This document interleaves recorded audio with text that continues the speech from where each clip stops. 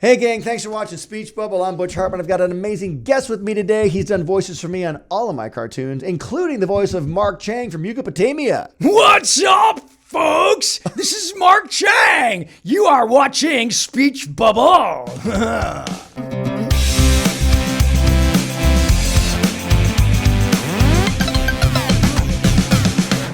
By the way, we're going to get to Danny Phantom out there. I know my audience good. Wants to hear Because, you know, I was his father. That's right, Jack. I've seen Danny naked, you know. Just yesterday. Sorry. I've changed his diaper, his ghostly diaper. That was Jack Fenton, by the way, the great Rob Paulsen. But Rob, you got to end up doing your own podcast. I did. About 5 years ago. Right, and you were gracious enough to be on it 3 times. Well, thank you very much. But still, I wouldn't have been able to be on anything had you not created it. So let's talk about your podcast for a second. Thank you. So first of all, let's plug it. What is the name of your podcast? It's called Talking Toons, TALKIN apostrophe TOONS. That's a stupid name. Let's change that. It is. Keep going. Yeah, I'm sorry. I wanted to use Speech Bubble, but I was not prescient enough to think of that. Awesome name. Yeah. Right now, I'm just kidding. Talking Toons, yes. Talking Toons, because that's what we do. We talk tunes. I thought it was music, like Talking Tunes. No, like it's Talking TOONS, not TUN. Welcome back to Name That Tune. I have been known to do tunes because of Animaniacs, especially. No, it occurred to me one day, Butch, that, and you know what? I'm so glad you said this. This is one of those moments that I had. We all have these epiphanies in our lives, whether it's something as a result of a tragedy or work or a relationship, whatever. Or necessity. And this was a necessity, an epiphany, and that phrase about necessity is the mother of invention. I had a period about 6 years ago where my career just got very slow, and it happens. And this is such a great cautionary, not even cautionary for anybody in showbiz. Yeah, it's really not cautionary because it happens. And so, well, say stuff happens. Stuff happens. Pardon me. Stuff happens. I was working a lot, and all of a sudden it just came to a kind of a halt, and it was not anything that I did wrong. I got to a place where I was so ubiquitous, people were using me a lot. It happened to Frank Welker. It happened to other people where you kind of go, we love Rob, but there's a couple of new folks in town we'd like to try, and we're going to get them on the show. That's exactly the way it should be. So I started to panic, and because I have a couple of mortgages, and my son was out of college, but all that stuff. My wife doesn't work outside the home, and so we got to change that right now. Yeah, Amway's not just soap anymore. But anyway, nothing like an my Amway point is joke that to bring I the kids literally in. was going through a period where I thought, "Holy smoke, it's done," and I'm not ready to be done. Yeah. And podcasts were just starting to happen, and I started to be a guest on several of them. And it was like, you know what? You don't have to be an MIT grad to figure this out. No, which is, thank God, that's why I'm exactly. doing it. And this is way more sophisticated than when I began. I literally looked at my phone and said, "Wow, Mark Hamill, Tress MacNeille, Butch Hartman, everybody, Frank, Tara Strong, Tara.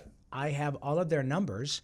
And they're all friends of mine. Yeah. Maybe I can start doing. Nobody else is doing a show about the people who do animation voices. Yep. And I, the risk of sounding arrogant, I can say, wow, I have a lot of credibility. Yeah. Because between done a lot of stuff. Your shows and Pinky and the Brain and Animaniacs and a couple of Ninja Turtles and Jimmy Neutron and The Mask, The Tick, Bump in the Night, Mighty Max, all that stuff. Amazing. I at least have credibility. Yeah. And so I started coming to your place and doing my thing. Cut to a few years later, we started doing it live at the John Lovitz Comedy Club. That was a blast in Universal City. Right. That was a lot of fun. And then after that, we did it at the Improv, which was equally as fun. And then Chris That Hardwick. was a great night. We had a great time. Oh, we had a night. ball. That was so much fun. And then Chris Hardwick, who we know now is the creator of The Nerdist and on every other talk show, and he should be. He's a funny guy, worked very hard. He and I met on a show at Nick called Back at the Barnyard. Oh, it wasn't the X's? It was that? No, it was Back at the Barnyard. Back at the Barnyard. Okay, got and it. so we got to be fast friends, and this was that show's not as good as my show, is not it? even close. No, I didn't think so. The only thing that was as good as your show was me. But Perfect. Chris, his star started to rise. Yeah. And a couple years ago, or a few months back, rather, after Nerdist had become what it has become, he and his folks who work over at Nerdist, which is now under the auspices of Legendary Pictures, their digital media wing, they said, listen, we're creating this new platform, a pay platform called Project Alpha. It is a meeting between Nerdist and Geek and Sundry. And we're going to mesh the two together. And would you ever consider doing Talking Toons as an on-camera show? And I said, well, sure. Now, before we get there, how many years had you done the audio before they approached you? Probably 4. Wow. Yeah, 4 years. There's another lesson real quick, and we'll come back to this. By the way, made not one dime. Not a dime. Not a dime. No, now, we no had sponsors, nothing. No. The evenings that we had at the Improv, and I would get, 60% of the gate. But it ends up being $250. Yeah. And by the time you're done, the people you want them to come in, buy them a few drinks. So it's a wash. It is. And by the way, it was never done. Ultimately, we'd like to make money at it. Of course. But the fact is, I am doing precisely as an actor what I would be doing in community theater for free. Yeah. Because it's my Jones. Yeah. It's my passion. Yeah. Now, the trick is finding a way to get paid for it. Exactly. But it was a 4 or 5 year process. And this is what another cautionary thing about anything in entertainment. Yes, Butch. It's a time. It takes time. It takes There's time. Seed time and harvest. And you passion. plant the seed. Yep. See, everybody wants to plant the seed. Oh, I've got the idea. Everybody wants the tree right away. Oh, where's the tree? It takes that little bit of time for that thing to grow. And sometimes a lot of time. A lot of time. How many times do you hear about some crazy giant franchise that was passed on by studio after studio after studio, So somebody submitted this manuscript 15 times. Yeah. I have the Harry Potter. Yeah. How many times does forgive me, the lady who J.K. Rowling? Yeah, that says I got turned down and turned down and turned down, and she says that the most fun I get is having a couple of glasses of wine and looking at all my rejection letters. I love that. And Sylvester Stallone's another one. With the Rocky movie. With Rocky. Yeah. And so to me, as I said a little earlier, it's kind of like the American Idol thing. It's not that the people who are on American Idol aren't talented. They're very gifted. Yeah. But they haven't been in the position where they have to experience how fast it can go south. And the fact is that most of the people who have won American Idol to date, what are there, 2 or 3 who sell records? Carrie Underwood and Kelly Clarkson. That's it. As far as I know. Yeah. Can you name? Let's have a contest. Name another American Idol. And the beautiful little girl, I can say little because she's way younger than I. The brunette who was on. Catherine. Yes.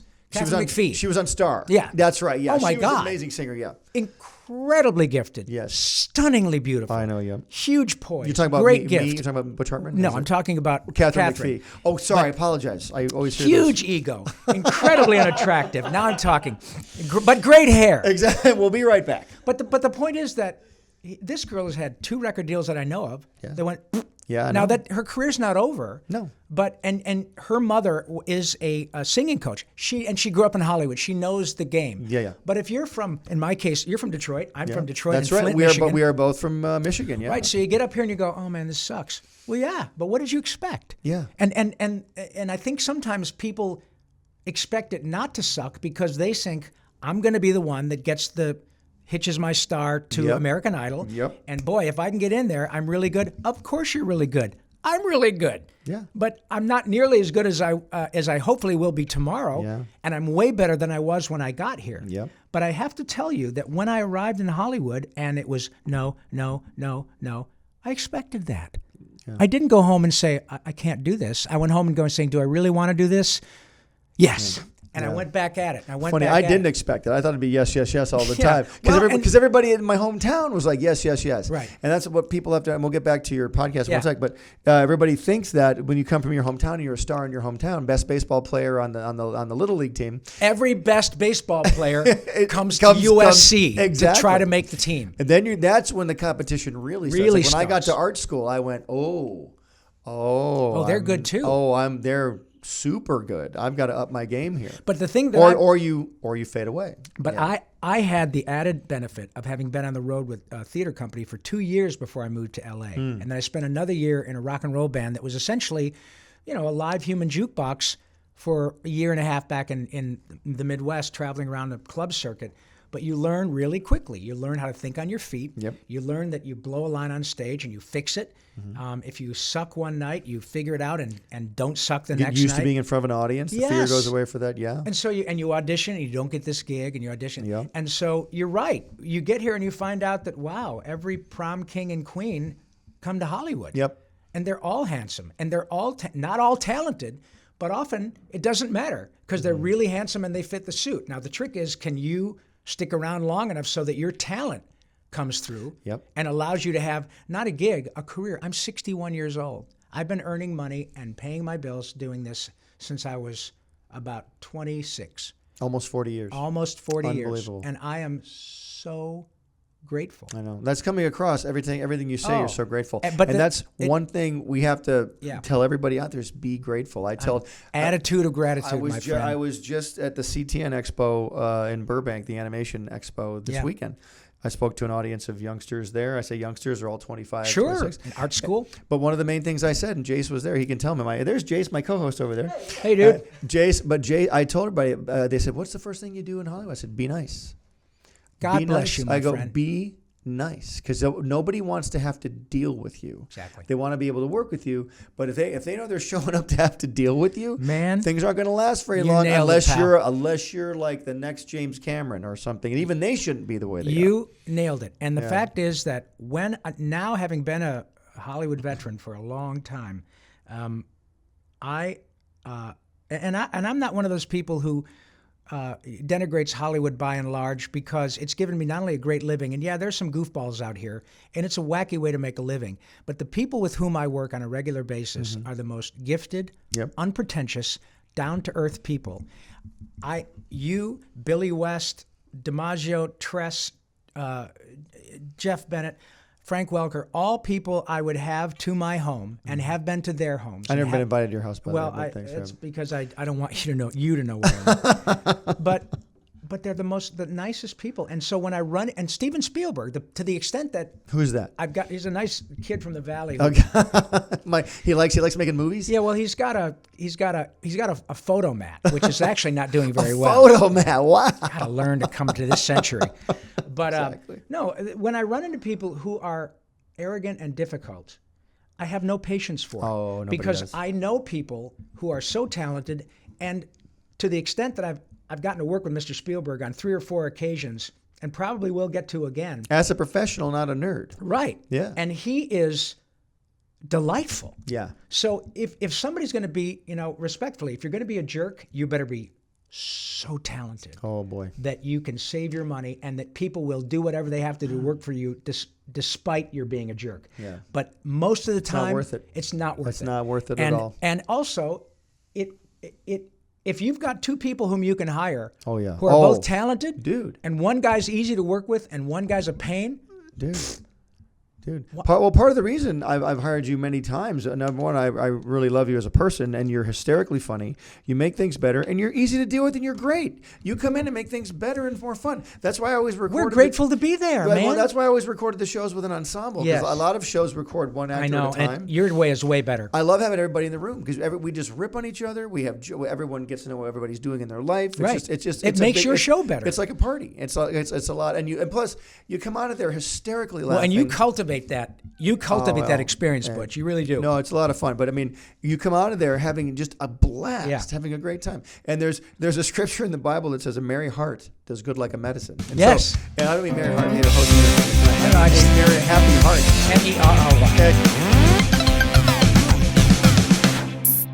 Speech bubble. Hey, Heart fans, subscribe here to keep up with me, Danny, Timmy, Dudley, Bunsen, and the Nude Network, my new app full of cartoons, shows, and games. Download it here. Click over here to watch my most recent video, and here to start a playlist related to this video. Whoa, check out that awesome fan art. To be featured here, use hashtag HeartFanArt and tag me. I'm on every social media platform known to man. Cartoon Butch out. Pencil drop.